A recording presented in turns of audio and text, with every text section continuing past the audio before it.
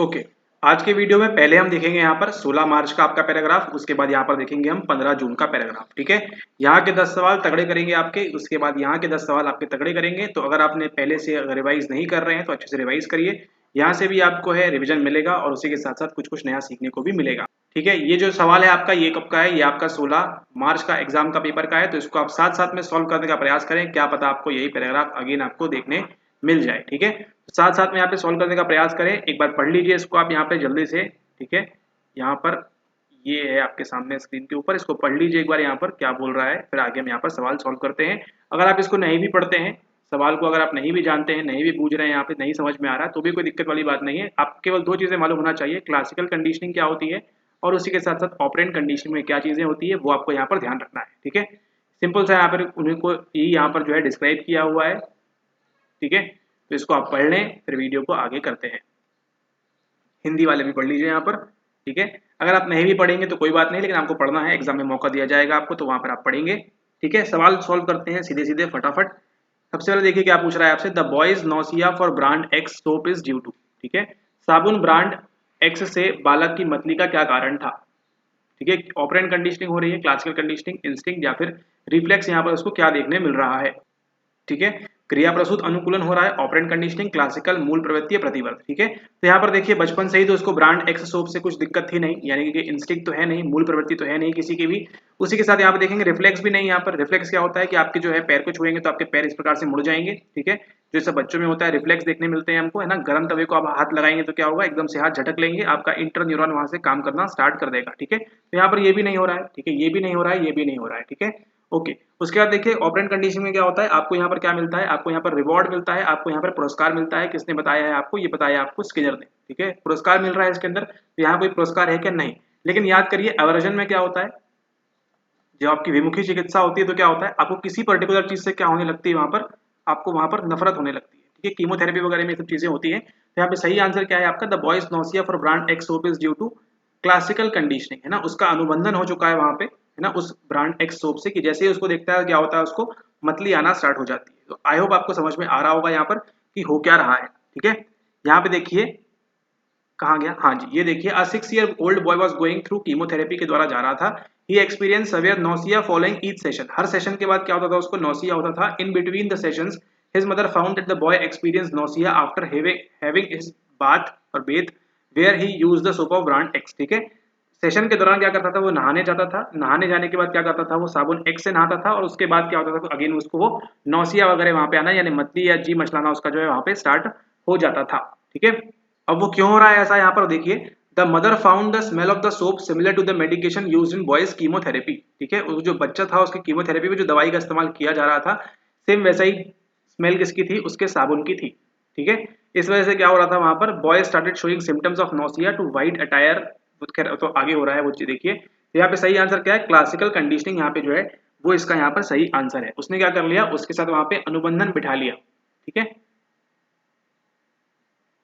तो सही आंसर क्या है यहाँ पे, आपका सही आंसर आपका क्लासिकल कंडीशनिंग है। बाकी आप इसको एलिमिनेट करके भी निकाल सकते हैं, कोई भी प्रकार का रिवॉर्ड नहीं है यहाँ पर, इंस्टिंक्ट भी नहीं है और रिफ्लेक्स भी नहीं है यहाँ पर। ठीक है, सीधा सीधा क्या है आपका यहाँ पर क्लासिकल कंडीशनिंग है, क्लासिकल अनुकूलन है। अब देखते हैं अगला सवाल क्या पूछ रहा है। देखिए the smell of soap is regarded as, अभी क्या पूछा था आपसे, दो चीजें ध्यान रखनी है आपको। अगर आपने लेक्चर अच्छे से किए हुए हैं, क्लासिकल कंडीशनिंग के बारे में पूरा आपको मालूम है, ऑपरेंट कंडीशनिंग के बारे में आपको प्रिंसिपल्स जो है उसके अच्छे से मालूम है क्या क्या होता है, तो आप किसी भी सवाल में कभी भी फंसेंगे नहीं। क्या पूछ रहा है, the smell of soap is regarded as uncondition stimulus, uncondition response, condition stimulus, condition response, पूरा खेल यहीं पर है। ठीक है, उन्होंने क्या कर दिया, बेल की जगह सोप लगा दिया है, और जो सलाइवा है उसकी जगह क्या हो रहा है, वहां पर उसको जो है नौसिया वगैरह हो रहा है। बस इतना सही यहाँ पे जो है अप्लाइड बेस्ड कंसेप्ट पूछा है आपसे यहाँ पर। ठीक है, तो स्मेल ऑफ सोप कैसी काम कर रही थी उसके लिए, स्मेल ऑफ सोप किस प्रकार से काम करेगी, क्या वो अनकंडीशन स्टिमुलस है, रिस्पॉन्स है, या फिर कंडीशन स्टिमुलस है, या फिर कंडीशन रिस्पॉन्स है। ठीक है, स्मेल ऑफ सोप क्या करेगी, साबुन की गंध को किस रूप में माना जाता है, वहां पर देखिए आप उसको क्या बोलेंगे, एज अ कंडीशन स्टिमुलस। ठीक है, वो जब तक नहाने नहीं जा रहा था उसको मतली नहीं आ रही थी, लेकिन जैसे ही क्या करता है, नहाने जाता है, उस साबुन एक्स को लेता है, उसकी जो स्मेल है वो क्या काम करती है, कंडीशन स्टिमुलस की तरह काम करती है। यानी कि वो क्या करती है, जिस प्रकार से डॉग के लिए बेल काम कर रही थी, तो क्या कर रहा था, डॉग वहां पर सलाइवा दे रहा था, इसी प्रकार से जो यहाँ पर इसको क्या हो रही है, इसको यहाँ पर मतली हो रही है। ठीक है, आपको ये ध्यान रखना है, स्मेल ऑफ सोप क्या है, यहाँ पर कंडीशन स्टिमुलस की तरह यहाँ पर ये काम कर रही है। ठीक है, ओके, यानी कि यहाँ पर क्या है, ये आपका अनुकूलक उद्दीपन है। यहाँ पर रिस्पॉन्स क्या हो रहा है, उसको जो मतली आ रही है वो उसका कंडीशन रिस्पॉन्स है, लेकिन स्मेल क्या है, वहां पर जो गंध है उसकी वो क्या है, वो यहाँ पर कंडीशन स्टिमुलस है। ठीक है, अब देखते हैं अगला सवाल। अगला सवाल क्या पूछ रहा है आपसे, सेम पैराग्राफ देखिए, है ना, जरूरत भी नहीं है पैराग्राफ पढ़ने की आपको। अब the boy's symptoms of nausea for white attire, green wall paint, smell of any medicine and the sight of wheelchair is called. ठीक है, अब वो बच्चा क्या कर रहा था उस साबुन एक्स के बाद, अब वो हरे रंग के पेंट को देखे, सफेद कपड़ों को देखे, किसी औषधि की गंध को देखे, है ना, व्हील चेयर को देखे, तो भी क्या हो रहा है, उसको मतली के लक्षण यहाँ पर देखने मिल रहे थे। क्यों हो रहा है ऐसा, क्योंकि आप जानते हैं एक चीज होती है, वो क्या है, वो है आपका यहाँ पर सामान्यीकरण। ठीक है, जनरलाइजेशन याद करिए, लेक्चर में बताया था आपको, एयरटेल की रिंगटोन 1022 जो बजती है उसी के हिसाब से दूसरी कोई टोन बज रही है वहां पर म्यूजिक, तो क्या होता है वहां पे आपको देखने मिलता है जनरलाइजेशन। ठीक है, तो यहीं पर ये बात हो रही है, सही आंसर क्या होगा आपका, स्टिमुलस जनरलाइजेशन, उद्दीपन सामान्यकरण, यहाँ पर इसका सही आंसर होगा। ठीक है, रिकवरी तो हो रही है किसी प्रकार की, डिस्क्रिमिनेशन तो हो नहीं रहा है यहाँ पे, और डिफरेंशिएशन भी यहाँ पर नहीं हो रहा है, ये तो क्या होता है, ठीक है, इनमें से कुछ भी नहीं हो रहा। सही आंसर क्या है आपका, सही आंसर आपका है उद्दीपन सामान्यकरण यहाँ पर, है ना। एक्स सोप के साथ क्या कर दिया उसने, एसोसिएट कर लिया इन सब चीजों को भी। ठीक है, ये आपको ध्यान रखना है। अब हम चलते हैं अगले सवाल की ओर। अगला सवाल पूछ रहा है आपसे, the boy did not feel nauseated to white attire, green wall paint, smell of any medicine, है ना, और ये सब क्यों हो रहा है यहाँ पर देखिए। अब बताइए, आपने पढ़ा है यहाँ पर क्यों होता है ऐसा, है ना। वो जो डॉग था कई दिनों तक अगर उसने क्या किया, उसको अगर कंडीशन स्टिमुलस नहीं मिलेगा कई दिनों तक, तो क्या होगा यहाँ पर, वो जो है भूल जा रहा था कि उसको सलाइवेट करना है ना। जब तक बेल बजा के भी उनको क्या नहीं मिल रही थी, बेल बजाने के बाद भी जब फूड नहीं मिल रहा था, सॉरी ये तो दिया था, जब फूड नहीं मिल रहा था तो क्या हुआ, उसने क्या शो किया वहां पर, उसने वहां पर विलोपन शो किया था डॉग ने। ठीक इसी प्रकार से बालक ने श्वेत वस्त्रों, दीवार के हरे पेंट, किसी औषधि की गंध और व्हील चेयर के दृश्य से मतली महसूस नहीं की। हमको क्या देखने मिल रहा है यहाँ पे, हमको एक्सटिंक्शन देखने मिल रहा है, साफ तौर पर विलोपन हमको यहाँ पर देखने मिल रहा है। ठीक है, परसिवरेंस भी नहीं है, एवर्जन भी नहीं है, फॉरगेटिंग भी नहीं है, तो मेमोरी के अंदर होता है। यहाँ पर क्या देखने मिल रहा है हमको, एक्सटिंक्शन हमको यहाँ पर देखने को मिलता है। ठीक है, ओके, अब देखते हैं अगला सवाल क्या पूछ रहा है। अगला सवाल पूछ रहा है, who is the psychologist behind the principle applied in this context, है ना। इस सब के बारे में किसने बताया, देखिए, कंडीशन स्टिमुलस के बारे में, एक्सटिंक्शन के बारे में, जनरलाइजेशन के बारे में किसने बताया है, सीआर के बारे में, यूसीएस के बारे में, यूएस के बारे में किसने बताया है, स्किनर ने बताया है क्या, नहीं, ये रीइंफोर्समेंट की बात कर रहे थे। ठीक है, बंडूरा ने बताया कि आपको, नहीं, किसकी बात करते हैं, सोशल लर्निंग की बात करते हैं। ठीक है, सामाजिक अधिगम की बात करते हैं बंडूरा। इन्होंने क्या बोला है, बोबोडॉल वाला दिया था एक्सपेरिमेंट। ठीक है, आप इसको क्या बोलते हैं, एक और नाम से आप जानते हैं, विकेरियस लर्निंग के नाम से। ठीक है, और क्या बताया इन्होंने बताया आपको यहाँ पर सोशल कॉग्निटिव थ्योरी के अंदर आपको रेसिप्रोकल डिटर्मिनिज्म के बारे में बताया हुआ है। ठीक है, यानी कि क्या होता है यहाँ पर, इसके अंदर आपको एनवायरमेंट, पर्सन और बिहेवियर तीनों प्रकार से मिलकर काम करता है। याद करिए, लेक्चर में बताया था। क्या वाटसन ने बताया था इसके बारे में, वाटसन ने नहीं, वाटसन ने क्या बताया था, बिहेवियरिज्म की शुरुआत की थी, यहाँ से इसकी शुरुआत हुई थी। ठीक है, अपने सहेली या सहपाठी के साथ मिलकर काम किया था। ठीक है, मेरी कवर जोन्स जो थी वो इनकी क्या थी, वो इनकी स्टूडेंट थी। ठीक है, जिन्हें आगे जाके क्या बताया था आपको, काउंटर कंडीशनिंग के बारे में बताया था। ठीक है, ओके, इन्होंने एक्सपेरिमेंट किया था किसके ऊपर, लिटिल अल्बर्ट के ऊपर एक्सपेरिमेंट किया था, जहाँ पे क्या बोला था उन्होंने, उसको डराया था कई प्रकार से। ठीक है, दूर से दिखाया, साउंड बजाया, वो सब चीजें। तो ये तीनों ही जब नहीं है, सही आंसर क्या होने वाला है आपका यहाँ पर, पावलोव होने वाला है। ठीक है, ओके, तो ये था आपका पहला पैराग्राफ, ये थे आपके 5 सवाल। आई होप आपने साथ साथ में सॉल्व किया होगा और आपको सभी बन गए होंगे आसानी से। अब हम देखते हैं इसके बाद अगला जो सवाल है उसको यहाँ पर हम देखते हैं। अगला सवाल कौन सा है, अगला सवाल है आपके सामने ये। यहाँ पे देखिए, कुछ आपको थोड़ा सा सीखना होगा, ज्यादा नहीं, थोड़ा सा बस, बाकी आपको बच जाएगा। ठीक है, ओके, यहाँ पर देखिए, इसको बताते हैं यहाँ पर हो क्या रहा है, ध्यान दीजिएगा। यहाँ पर individualised pacing is one of the major objectives of programmed instruction. आपको ये इसका मतलब तो मालूम है ना, प्रोग्राम मतलब क्या होता है, मतलब पहले ये होगा, फिर ये होगा, फिर ये होगा, है ना। एक प्रकार से प्रोग्राम काम करता है, जैसे एल्गोरिथम काम करता है, ठीक उसी प्रकार से। ठीक है, programme instruction, this help students to follow the instructional materials according to their own level of mastery. अपने हिसाब से करेंगे, है ना। आप जब कोई भी गेम खेलते हैं तो क्या होता है, गेम में होते हैं प्रोग्राम। आप एक लेवल पार करेंगे, उसके बाद आगे जाएंगे, उसके बाद आगे जाएंगे, उसके बाद आगे जाएंगे। ठीक है, आप हो सकता है 4th लेवल पे हो, लेकिन हो सकता है हम यहाँ पे 2nd ही लेवल पे हो। क्यों, according to their own level of mastery, हमारी मास्टरी का लेवल 2nd लेवल तक ही है, आप ज्यादा मास्टर हैं। There are structural as well as functional means of programming instructions. ठीक है, यहाँ पे देखिए, conventionally successive approximations are used as structural mean. Successive approximations क्या होता है, पहले ये, फिर ये, फिर ये, है ना। सक्सेसिव मतलब क्या होता है, यहाँ पे देखिए, एक के बाद एक, प्रत्येक सन्निकटन के द्वारा अगली प्रस्तुति की पूर्व निपुणता प्राप्त कर ली गई। ठीक है, यहाँ पर ये दिया हुआ है। उसके बाद देखिए, A sequential design ensures that each approximation of instruction is mastered before the next one is presented. ठीक है, ये क्या बोल रहा है, ये सीक्वेंशियल डिजाइन है। सीक्वेंशियल डिजाइन मतलब लाइन से आ रहा होगा, अभी इसके लिए आप ऐसा समझिए लाइन से आ रहा है। ठीक है, कि जैसे ही आपका अप्रोक्सीमेशन है इंस्ट्रक्शन का, उसको मास्टर किया है, इसके पहले हम अगला प्रेजेंट करेंगे। सिंपल सी बात है, आप खेल रहे हैं 4th लेवल के ऊपर, 5th में कब जाएंगे, जब आपने यहाँ पे पार कर लिया होगा स्टेज को। ठीक है, ये बोल रहे हैं functional means consist of making reinforcement contingent. देखिए रीइंफोर्समेंट आ गया तो कौन आएगा बताइए, पावलोव आएंगे या स्किनर आएंगे, यहीं से आपका एक आंसर बन जाएगा। ठीक है, ऐसे छोटे छोटे कीवर्ड्स को पकड़ना है आपको। ठीक है, और आप खुद से भी सॉल्व करने का प्रयास करें पैराग्राफ को साथ साथ में। To make students respond the techniques of prompting priming are used as antecedent programming. साफ भाषा में कहें तो किसकी बात हो रही है यहाँ पर कैंडी क्रश की बात हो रही है। कैंडी क्रश में आप खेल रहे हैं, हो सकता है आपके पॉइंट हैं 10 लाख रुपए, मतलब 10 लाख पे हैं, और हमारे हो सकता है 2000 या 20,000 पॉइंट हमारे यहाँ पर हैं। ठीक है, ये हमारी लेवल की मास्टरी है, ये आपके लेवल की मास्टरी है यहाँ पर। ठीक है, इसमें क्या होता है, जब हम 5th लेवल के आगे जाएंगे तभी हमारी जो है अगला क्या मिलेगा, अगला हमको वहाँ पर कूपन मिलेगा, या आगे आप जो स्टेज में जाएंगे या कुछ सुपर पावर मिलेगी हमको। ठीक है, तो ये क्या है, ये आपका प्रोग्राम इंस्ट्रक्शन है, आपको समझाने के लिए बता रहे हैं यहाँ पर कि इस प्रकार से कार्य करता है। ठीक है, प्रोग्राम इंस्ट्रक्शन यानी कि एक ऐसा प्रोग्राम इंस्ट्रक्शन ऑलरेडी दिया हुआ है, उसको जैसे जैसे आप आगे करते जाएंगे वैसे वैसे आप जो है आगे यहाँ पर बढ़ते जाएंगे। ऐसा नहीं कि आपने आज ही गेम को डाउनलोड किया है और आपको सीधे 86 लेवल पे ले जाएगा वो, ऐसा नहीं होगा। आप फर्स्ट लेवल करेंगे, देन सेकंड लेवल करेंगे, देन थर्ड लेवल करेंगे, तो देख रहे हैं क्या हो रहा है, जब तक आपकी मास्टरी 3rd में नहीं होगी वो आपको आगे नहीं भेजेगा, जब तक आपकी मास्टरी 4th में नहीं होगी वो आपको आगे नहीं भेजेगा। ठीक है, ठीक इसी प्रकार से इसको अप्लाई कर दीजिए, कहाँ पर आप लर्निंग के अंदर अप्लाई कर दीजिए, अधिगम के अंदर आप अप्लाई कर दीजिए। ठीक है, सोचिए अगर आपने रिसर्च के वीडियोस पहली बार देखे होते तो, मतलब अगर आपने सोचिए 30 नंबर का लेक्चर, 29 नंबर का लेक्चर आपको फैक्टर एनालिसिस अगर आपको सबसे पहले दिखाया होता तो क्या होता, आपको वो बहुत ज्यादा डिफिकल्ट लगता। लेकिन आपने क्या किया, एक प्रोग्राम तरीके से पहला देखा, देन दूसरा देखा, एनपीसी समझा, फिर तीसरा देखा, फिर चौथा देखा, ऐसे करते करते आपने अनोवा को क्लियर किया, फिर कोरिलेशन को क्लियर किया, करते करते आप यहाँ पे आए तो आपके लिए ये बाएं हाथ का खेल हो गया। ठीक है, अब हम चलते हैं उस बाएं हाथ के खेल के ऊपर। अब देखिए यहाँ पे काफी कुछ देखेंगे आप, द एप्लीकेशन, इसको जितना अभी आपको बताया है उस बेसिस पे आप इसको सॉल्व करने का प्रयास करें हमारे साथ साथ। ठीक है, the application of which of the following approach is represented in the above paragraph. उपरोक्त अनुच्छेद में निम्नलिखित किस उपागम के अनुप्रयोग को प्रस्तुत किया गया है। सोचिए जरा क्या होगा यहाँ पर, सोचिए सोचिए सोचिए। ठीक है, क्या यहाँ पे क्लासिकल कंडीशनिंग की बात की गई है, जो आपने ऊपर पैराग्राफ पढ़ा या जो अभी हमने आपको गेम का उदाहरण बताया, कि आपको क्लासिकल कंडीशनिंग मिली कि आप इस प्रकार से ये होगा तो ही आप जो है इस प्रकार से मिलेगा आपको, ऐसा कुछ बताया गया कि आप कंडीशन आपको रिस्पॉन्स देंगे रिफ्लेक्स आएगा, ऐसा कुछ हुआ क्या, नहीं। वहां पे क्या आपको इनसाइट मिला, क्या आपको किस प्रकार से अंतर्दृष्टि मिली, क्या आपको, नहीं। परीक्षण एंड त्रुटि अधिगम मिला क्या, ट्रायल एंड एरर लर्निंग, क्या, ये भी नहीं। सही आंसर क्या है आपका यहाँ पर, ऑपरेंट कंडीशनिंग।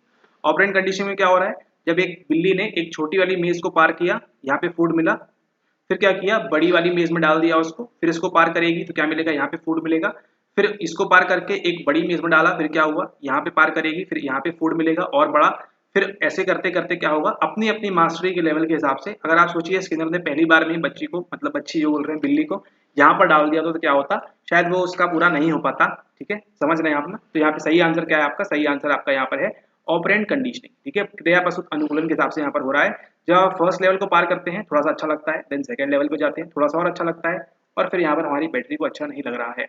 ठीक है, तो चलिए बैटरी को रिवॉर्ड दे दिया और उसके बाद 4th level, then 5th level, इस प्रकार से ऑपरेंट कंडीशनिंग जो यहाँ पर है सही आंसर होने वाला है। ठीक है, ओके। पता कैसे करेंगे, देखिए पता कुछ नहीं करना है, सिंपल सा देखिए यहाँ पे क्या बोल रहे हैं, functional means consist of making reinforcement contingent on students responses. Response, reinforcement, reward, response, इसी को तो देखते हैं कहां पर, हम इसी को देखते हैं ऑपरेंट कंडीशनिंग के अंदर, क्रिया प्रसूत के अंदर हम इसी को देखते हैं। ठीक है, ओके, ये क्लियर है आपको। चलिए अब देखते हैं अगला सवाल क्या बोल रहा है। अगला सवाल बोल रहा है आपसे, क्या बोल रहा है, which of the following is not applicable to student learning as discussed above.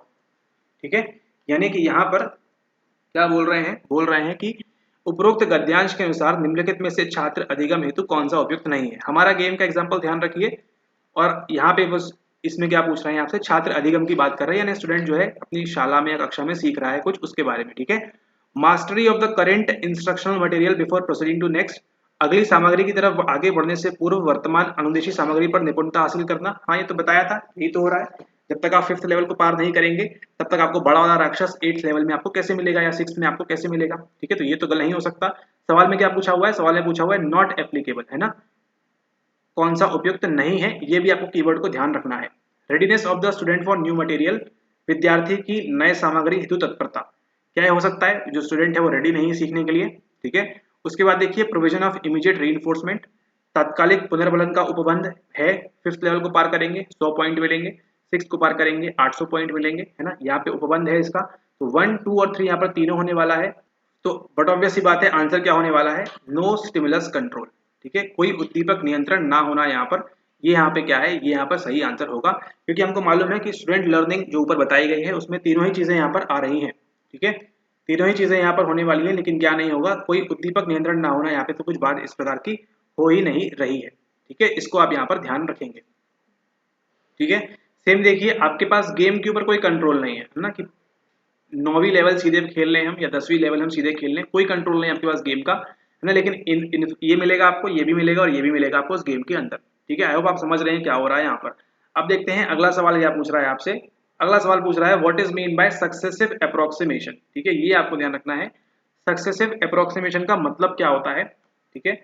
अनुक्रमिक सन्निकटन से क्या आशय है, अनुक्रमिक यानी कि एक के बाद एक, 5th level then 6th level then 7th level, ठीक है। Prompting of correct responses, mastery of the whole task, acting in a way closer and closer to desired behaviour, elimination of wrong responses, ठीक है। तो successive approximation होता क्या है, वो होता है आपका यहाँ पर option number 3, acting in a way closer and closer to the desired behaviour, जैसा आपको बिहेवियर चाहिए। अब यहाँ पर देखिए जो सक्सेसिव अप्रोक्सीमेशन है, अनुक्रमिक सन्निकटन जो यहाँ पर दिया हुआ है, ये क्या हो रहा है, आप जब शेपिंग करते हैं, ठीक है, तो ये इस प्रकार की चीजें वहां पर आती हैं, ठीक है। जो आप शेपिंग कर रहे हैं, यानी कि मान के चलिए आपके पास एक डॉग है, डॉग को क्या चाहते हैं आप, डॉग आपने सर्कस में देखा है, एग्जांपल आपको बताया था ये कि सर्कस में आप देखा है कि डॉग है या शेर है, वो इस रिंग ऑफ फायर से यहाँ से कूद के यहाँ चला जाता है, तो कैसे होता है ये, सक्सेसिव अप्रोक्सीमेशन, है ना। पहले दिन से जो डॉग है यहाँ से कूद के नहीं जाएगा, जो शेर है यहाँ से कूद के नहीं जाएगा इस जलती हुई आग से। अगर आपने बचपन में कोई वीडियो गेम खेला हो तो इस प्रकार से एक गेम आता था, ठीक है। तो ऐसे नहीं जाएगा, कैसे जाएगा वो, acting in a way closer and closer to desired behaviour, पहले उसको हम चलना सिखाएंगे उस डॉग को,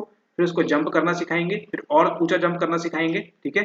फिर उसको क्या करेंगे, फिर उसको एक छोटा सा हुला हुप देंगे यहाँ से, फिर उसमें से जंप कराएंगे, फिर और बड़ा वाला देंगे, फिर यहाँ से जंप कराएंगे, फिर उसको आग थोड़ी सी जला के कराएंगे, है ना। तो आप देख रहे हैं क्या हो रहा है, पहले ये चाहेंगे हम, फिर ये चाहेंगे, फिर ये चाहेंगे, फिर ये चाहेंगे और फिर ये चाहेंगे, ठीक है। Acting in a way closer and closer to desired behaviour, ये होता है क्या आपका, इसका इस्तेमाल करते हैं जादूगर लोग या जो सर्कस वाले लोग होते हैं शेपिंग के लिए, है ना। एनिमल्स की अगर आप देखें ट्रेनिंग वगैरह करने के लिए आप यहाँ पर जो है इस प्रकार से काम करते हैं, acting in a way closer and closer to the desired behaviour. अपेक्षित व्यवहार हेतु अधिकाधिक पास से कार्य करना है, तो खैर हिंदी में गलत लिखा हुआ है ना। आप समझ गए ना सक्सेसिव अप्रोक्सीमेशन क्या है, सक्सेसिव मतलब क्या होता है, इसके बाद ये आएगा, इसके बाद ये आएगा, इसके बाद ये आएगा, एक सक्सेशन में चल रहा है यहाँ पर, ठीक है। तो सही आंसर क्या है, एलिमिनेशन ऑफ रॉन्ग रिस्पॉन्सेज, ये भी नहीं है, ये भी नहीं है, ये भी नहीं है, सीखना है आपने यहाँ पे acting in a way closer and closer to the desired behaviour, जो आपकी यहाँ पर इच्छा है उसके लिए आप उस प्रकार से यहाँ पर काम करते जाएंगे, ठीक है। ओके, अब देखते हैं अगला सवाल क्या पूछ रहा है। अगला सवाल पूछ रहा है आपसे, विच of the following is not true about programme instruction, निम्नलिखित में से कौन योजनाबद्ध क्रमादेशित अनुदेश के बारे में सत्य नहीं है, specifying the instructional domain, ordering of instructional material into a sequence, ये या फिर ये, क्या होगा सही आंसर, उसको यहाँ पर आप देने का प्रयास करें, ठीक है। छोटा सा कीवर्ड है यहाँ पर, उसको आप पकड़ लेंगे तो आपको बन जाएगा आंसर। यहाँ पर क्या बोल रहा है देखिए, है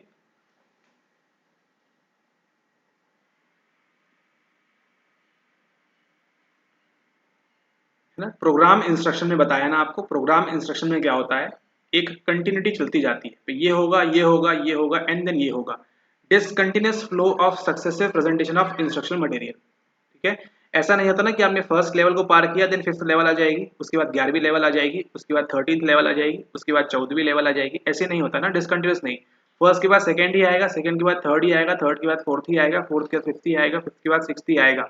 समझ रहे हैं आप क्या हो रहा है, नॉट ट्रू पूछा हुआ है, बाकी तीनों चीजें ट्रू हो जाएंगी, इसको आप नोट कर लेंगे, करना है तो वैसे, ठीक है। लेकिन देखिए जो इंस्ट्रक्शन का मटेरियल है वो क्या रहेगा, discontinuous flow of successive presentation of instruction material, ये यहाँ पर नहीं होता, कैसा होता है वो यहाँ पर कंटिन्यूअस फ्लो होता है, ठीक है।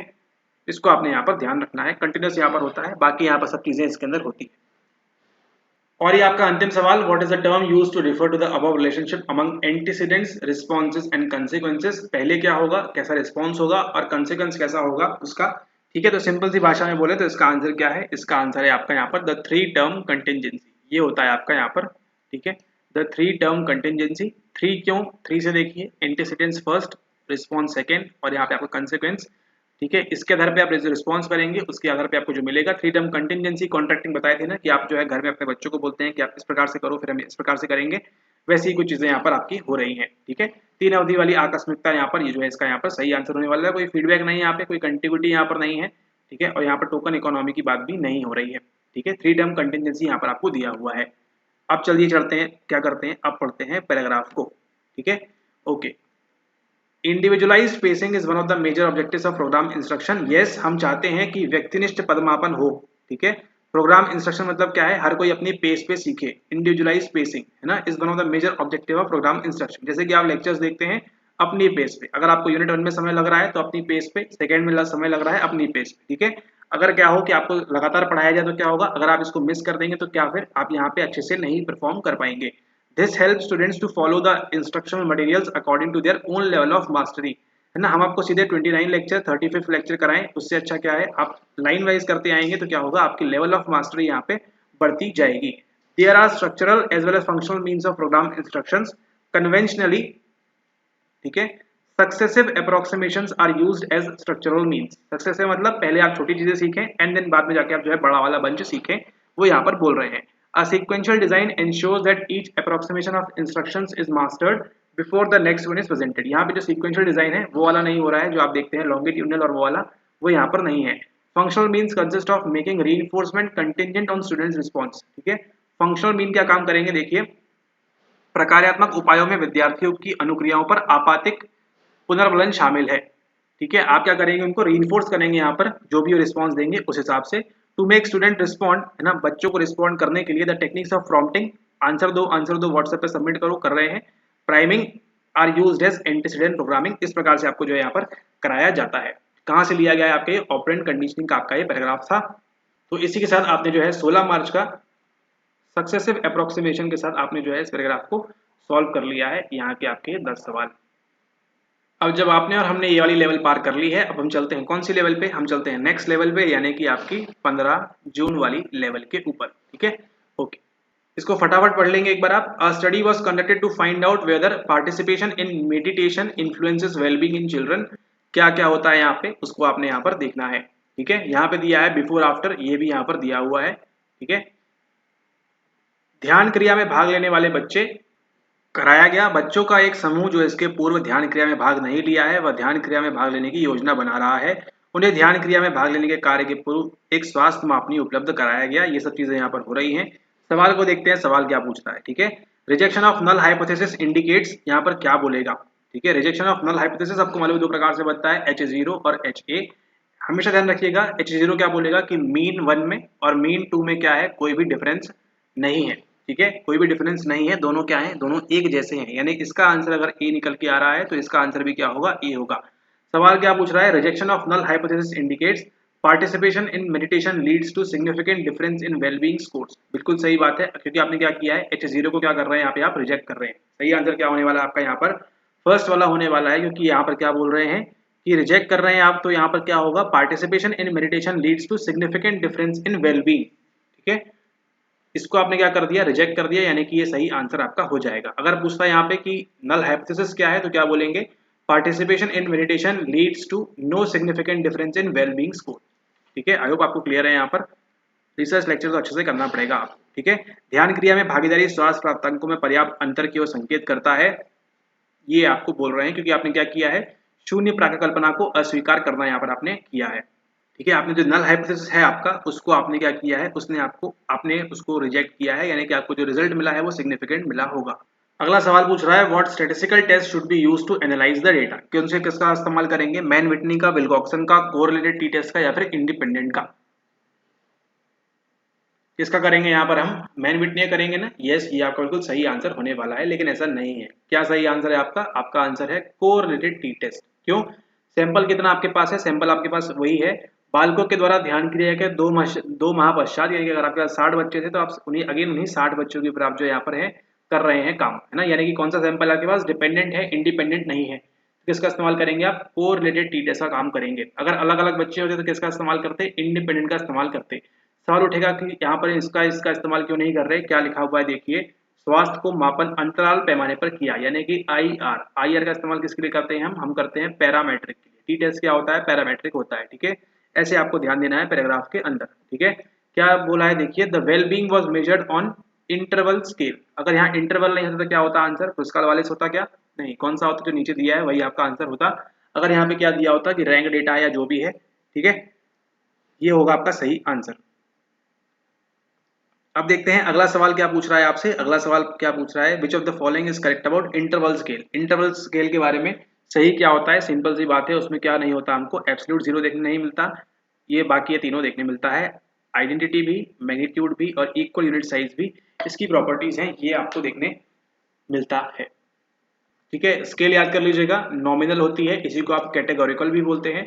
ऑर्डिनल होती है जो आपके रैंक के लिए इस्तेमाल होती है, रैंक डेटा के लिए। इंटरवल जो होती है आपकी वो इन तीनों के लिए इस्तेमाल होती है, और रेशियो वाली जो होती है वो आपकी इनके लिए इस्तेमाल होती है, ठीक है। तो ये आपको ध्यान रखना है। पहले जो दो होते हैं वो किसके लिए होते हैं आपके, वो होते हैं आपके पैरामेट्रिक के लिए, सॉरी नॉन पैरामेट्रिक के लिए, NO से नॉन पैरामेट्रिक। बाद की जो आपकी आती हैं वो इस्तेमाल होती हैं आपकी पैरामेट्रिक के लिए, ठीक है। टी टेस्ट, अनुवाद, F टेस्ट, ये क्या है आपके, ये आपके पैरामेट्रिक है। मैन विटनी, क्रुस्कल वाले स्टेटमेंट, ये सब क्या है, ये सब आपके नॉन पैरामेट्रिक अल्टरनेटिव हो जाते हैं, ठीक है। अब चलते हैं अगले सवाल की ओर। अगला आपसे पूछ रहा है what is the degrees of freedom for the test. Degree of freedom कैसे निकालते हैं, कोरिलेटेड है आपके पास, n-1 कर दीजिए। कितना है आपके पास, 1 2 3 4 5 6 7, 7 में से 1 क्या तो कितना बचेगा, 6 आपका यहाँ पर आंसर होगा, ठीक है। आंसर क्या होगा आपका यहाँ पर, 6 आपका यहाँ पर आंसर होगा, क्योंकि आपके पास आप जानते हैं ये आपका किस प्रकार से है, कोरिलेटेड वाला है, ठीक है, यानी कि डिपेंडेंट है आपके पास, इंडिपेंडेंट नहीं है। तो इसका डिग्री ऑफ फ्रीडम कैसे निकालते हैं हम, n-1 करके निकाल देते हैं, ठीक है। सही आंसर क्या होगा आपका यहाँ पर 6 होगा। यहाँ पर देखिए, विच of the following is correct about directional hypothesis के बारे में क्या सही है आपसे पूछ रहे हैं। दो प्रकार का होता है, एक डायरेक्शनल होता है, नॉन डायरेक्शनल होता है। Meditation has effect on wellbeing, meditation has positive effect on wellbeing, had both positive negative, तो ये भी नहीं है, ये भी नहीं है। सही आंसर क्या है आपका यहाँ पर, ऑप्शन नंबर सेकंड, क्योंकि इसमें हमको क्या देखने मिल रही है, डायरेक्शन देखने मिल रही है। अगर यहाँ पे ऐसा होता मेडिटेशन हैज पॉजिटिव और यहाँ पे लिखा होता मेडिटेशन हैज नेगेटिव, तो दोनों ही यहाँ पर आपके सही आंसर होते हैं, अगर A एंड B या B एंड C ओनली आपका यहाँ पर आंसर हो जाता, ठीक है। फिलहाल के लिए आंसर सही क्या है आपका यहाँ पर, मेडिटेशन हैज पॉजिटिव इफेक्ट, क्योंकि आपको क्या देखने मिल रही है यहाँ पर, डायरेक्शन आपको देखने मिल रही है, ठीक है। यानी कि बिस्किट खाने से मेमोरी आपकी बढ़ेगी, ठीक है, बिस्किट खाने से मेमोरी बढ़ेगी, ये क्या है, ये आपका एक डायरेक्शनल हाइपोथेसिस है। लेकिन बिस्किट खाने से मेमोरी पे प्रभाव पड़ेगा, इतना बस बोल रहे हैं, तो क्या हो जाएगा आपका ये नॉन डायरेक्शनल हो जाएगा, ठीक है। जब हमको पता नहीं प्रभाव अच्छा पड़ेगा या खराब पड़ेगा, तब क्या हो जाएगा वो आपका नॉन डायरेक्शनल। लेकिन जब आपको मालूम है कि अच्छा या बुरा होने वाला है, तो क्या होगा आपको वहां पर डायरेक्शनल चीज मिल जाएगी, यानी कि डायरेक्शनल हाइपोथेसिस आपको वहां पर मिल जाएगा। उसके बाद देखिए आपका अगला पैराग्राफ है उसी सेम पेपर का, जून का आपका। इसके लिए देखिए अगेन आपको पैराग्राफ पढ़ने की आवश्यकता नहीं है, लेव एस वेगोत्स्की के बारे में है, तो आप पढ़ना चाहे तो पढ़ सकते हैं, बाकी समझ में कुछ आएगा नहीं, क्योंकि जो आपने पढ़ा हुआ है वही आपसे पूछ रहे हैं।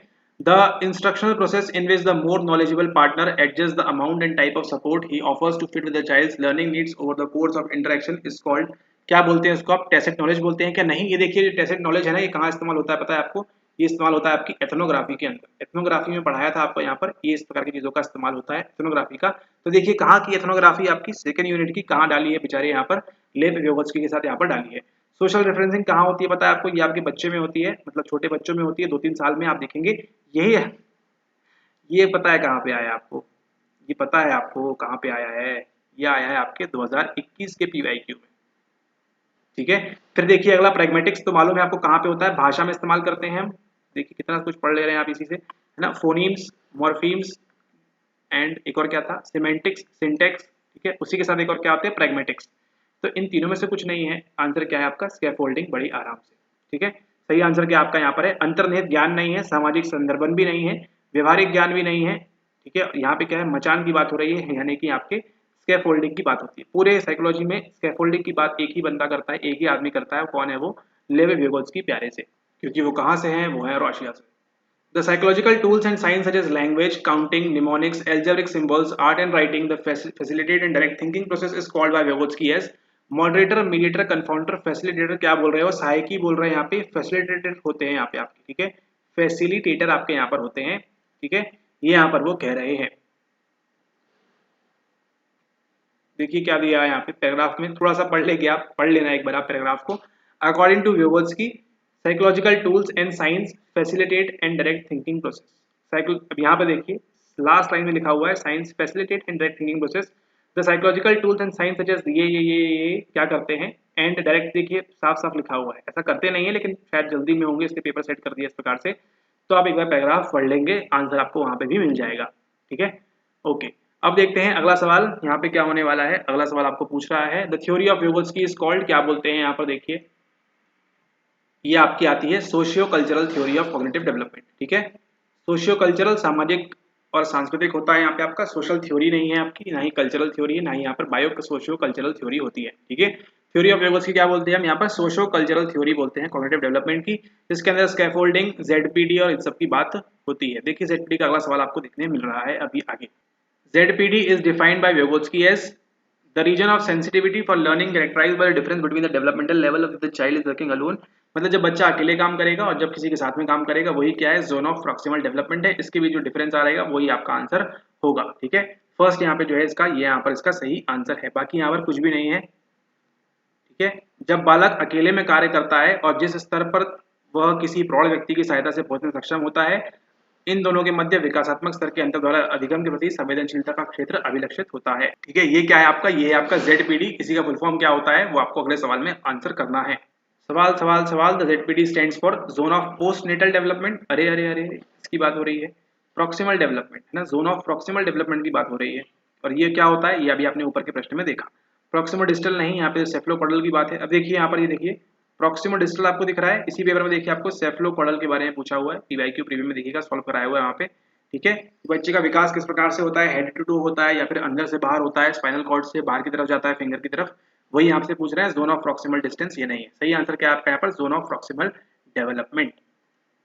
ठीक है, तो इसी के साथ आपका यहाँ पर आधे घंटे में 15-15 मिनट में 16 मार्च का आपका पेपर पैराग्राफ कंप्लीट है। 10 नंबर यहाँ से मत छोड़िएगा और 10 नंबर यहाँ से मत छोड़िएगा। अगर गलती से भी रिपीट हो गया है आपका ये 15 जून का, तो हमको पूरा विश्वास है कि आप लोग जो है इसको गलती से भी गलती नहीं करके छोड़ेंगे। ठीक है, 16 मार्च का भी डन है आपका, 15 जून का भी डन है, बाकी आप प्रीमियम में आपने सारा कुछ देखा हुआ है ऑलरेडी। इसी के साथ मुलाकात होगी आपसे अगले वीडियो में। आप सभी को